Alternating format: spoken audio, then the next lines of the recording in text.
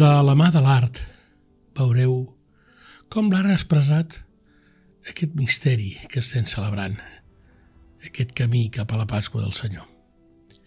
I resulta que celebraven la Pasqua. I la Pasqua tenia 4 copes.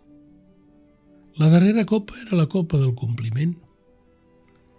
I per això veureu que a Getsemaní és indicatiu aquestes paraules de Jesús. Senyor, que passi de mi aquest calze, però que es faci la vostra voluntat i no la meva. Per tant, estem per la copa del compliment. Els seus ossos s'adormen, o hi ha aquesta actitud de Judes, aquest petó amb el qual hem volgut fer una especial referència. Un home cridat pel Senyor i que ha traicionat perquè tenia una altra idea. I el sant dels sants, innocent, davant de les autoritats civils i religioses, condemnat. Heus aquí l'home, l'ex homo, flagelat, crucificat.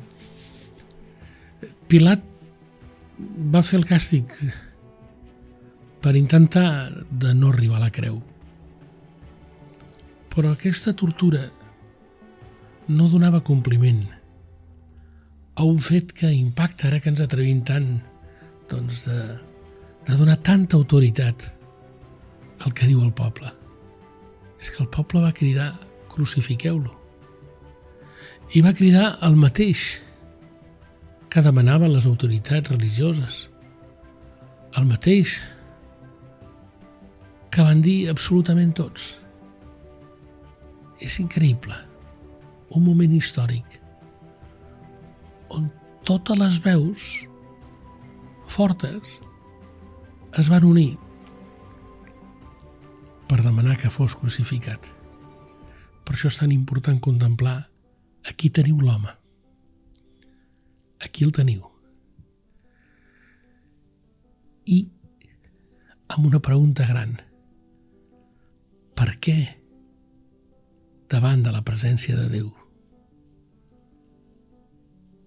davant de l'ungit de Déu, l'odi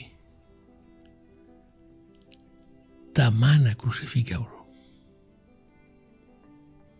Impacta. Aquest és el camí de la creu i prengué la creu. Aquest és el símbol que és escandalós.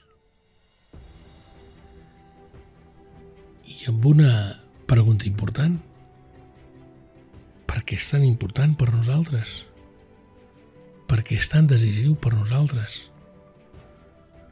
Perquè el camí de la creu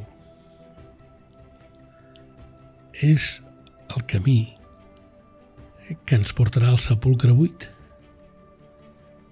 Ens portarà a la victòria sobre la mort. Ens portarà a la notícia més decisiva. En el fons és quan ens toca contemplar aquest camí de la creu. Està escrit. Està escrit perquè aquests homes, aquestes dones, han tingut l'experiència increïble. Aquell home torturat, crucificat, en tal escarni, ha vençut. El sepulcre està buit. El tercer dia ha ressuscitat. I això fa que nosaltres contemplem la creu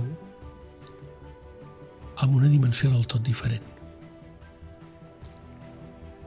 Déu s'aproxima tant a la nostra vida que en el màxim dolor, quan s'arriba a aquell punt de dir on està Déu?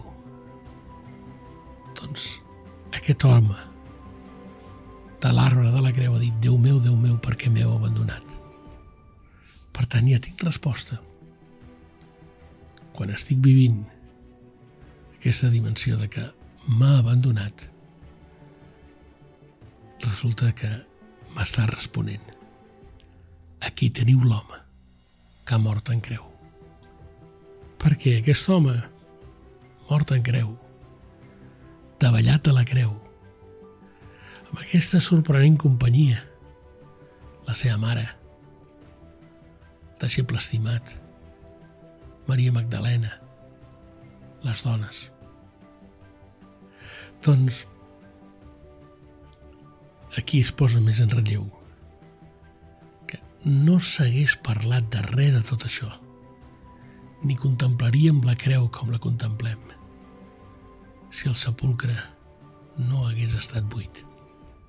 Aquest és l'esdeveniment que ho canvia tot, que ho capgira tot.